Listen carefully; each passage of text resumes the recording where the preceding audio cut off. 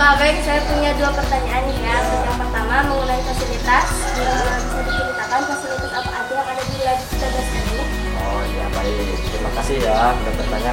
Jadi fasilitas kita karena sekolah kita jurusan TBSM-nya bekerja sama dengan Honda, AAS Honda Banten, PT Senang Kemakmuran. Jadi kita labnya juga setara dealer-dealer Honda. Jadi lab kita itu sangat komplit.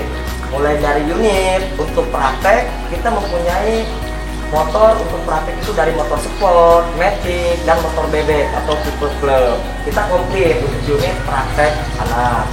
Dan kita juga mempunyai fasilitas model backlift, piping system, terus untuk pembuangan udara juga exhaust ya, blower kita punya.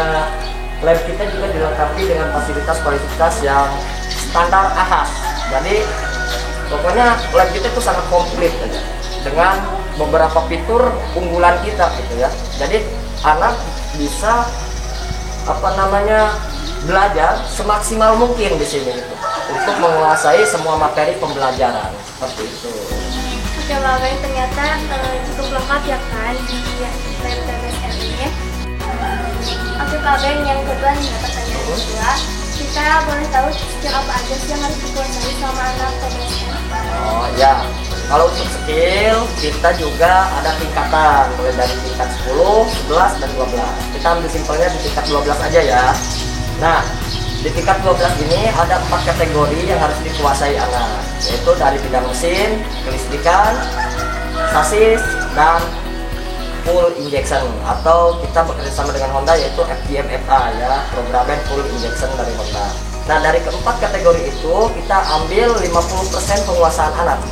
Jadi contoh kecil di mesin, anak untuk penggantian cloth atau kopling itu harus sudah menguasai. Servis ringan, misalkan penggantian saringan udara, penggantian oli, air coolant ya, atau penyetelan klep itu harus sudah menguasai gitu. Untuk bidang-bidang lainnya pun sama. Misalkan sasis di bidang rem, anak harus sudah bisa menguasai pekerjaan tentang remnya.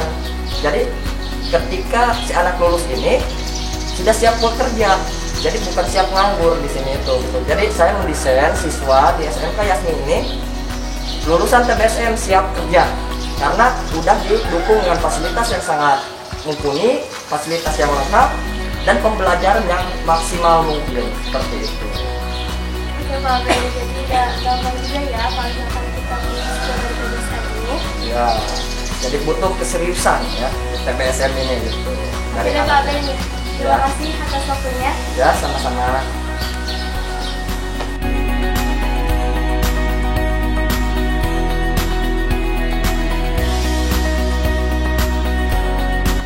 Oke, Miss, saya punya beberapa pertanyaan nih ya, biar ngobrol aja ya.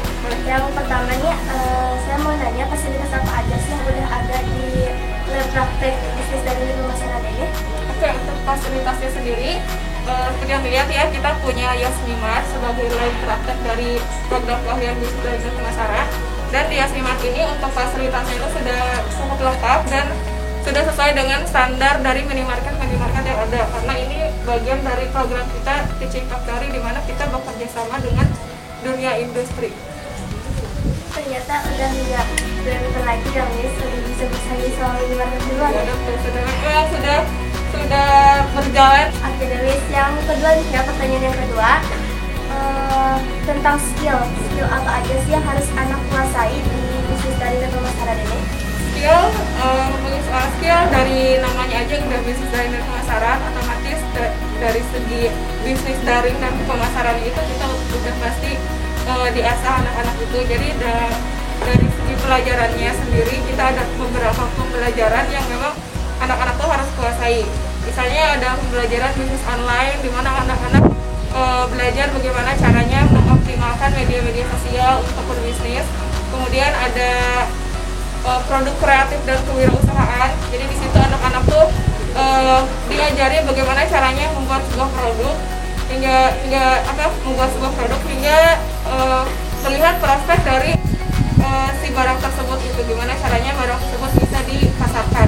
Kemudian ada juga pelajaran administrasi transaksi, di mana di situ anak-anak tuh difokuskan untuk mempelajari seluruh proses administrasi yang ada di retail misalnya atau di merchant seperti itu. Dan masih banyak yang lainnya. Oke Miss, ternyata udah nggak diragukan lagi ya, udah siap kerja anak-anak yang lulus dari bisnis daring pemasarannya. Itu saja. Oke Miss, terima kasih atas waktunya. Baik. Selamat siang. Selamat siang.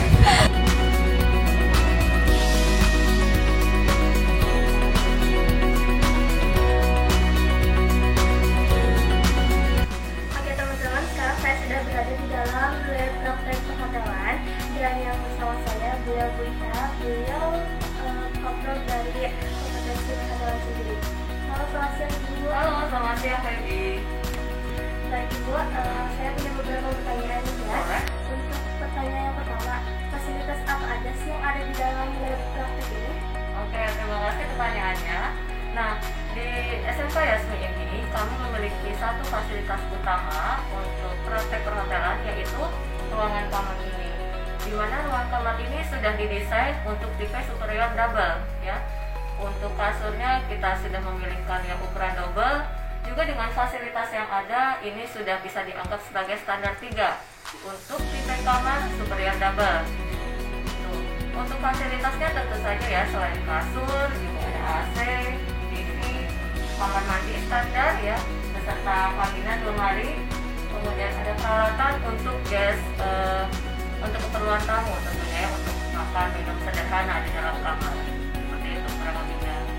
Nah, Oke Bu, dan langsung saja ke pertanyaan yang kedua ya. Skill apa aja sih yang harus dikuasai sama anak perhotelan? oke, ini pertanyaan bagus nih ya.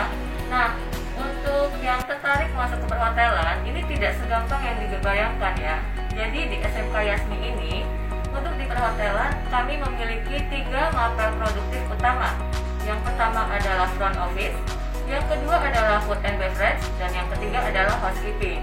Nah, ini kita coba ambil salah satu contoh ya, karena ini ada di lab praktek housekeeping, di mana skill ya yang harus dikuasai yang pertama jelas adalah menata ruangan atau dalam istilah perhotelannya make up room. Jadi menata, membersihkan ya, merapikan. Bagaimana caranya membuat kamar ini yang tadinya sudah digunakan tamu menjadi siap dalam keadaan bersih ya, dalam keadaan terawat dan siap untuk dijual kembali.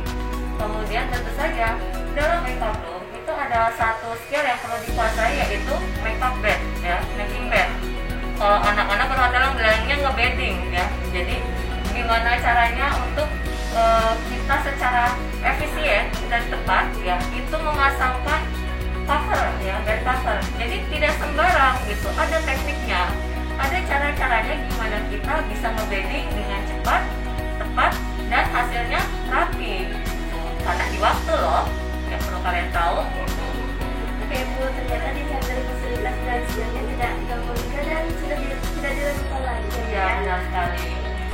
Oke, dan terima kasih Ibu atas waktunya. Selamat siang. Selamat siang.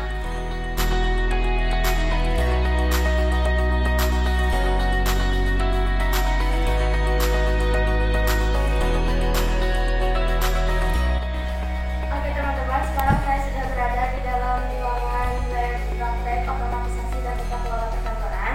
Dan yang bersama saya beliau Bu Ocha, kopro dari keahlian otomatisasi dan tata kelola perkantoran. Selamat siang Ibu, kita berbincang. Ya, boleh. Apa pergi? Saya punya beberapa pertanyaan. Yang pertama, fasilitas apa aja sih yang ada di ruangan ini? Fasilitas yang ada di ruangan ini apa keseluruhan lab? Jadi Selengkap-lengkapnya aja, oke. Jadi untuk lab OTKP itu ada 2, ada yang tergabung sama radio, yaitu ini di ruangan ini, ada juga lab komputer, itu termasuk ke dalam lab HP. Kalau untuk di lab HP sendiri, fasilitasnya bisa dilihat di sini ada seperti meja front office. Apa sih gunanya meja front office itu? Untuk berhubungan dengan perkantoran. Jadi kalau misalnya anak diharuskan untuk praktek perkantoran maka di sini. Tapi kalau misalnya mereka diharuskan untuk berhubungan dengan aplikasi Microsoft Word dan lain-lain, Excel, itu masuknya ke lab yang di bawah lab komputer.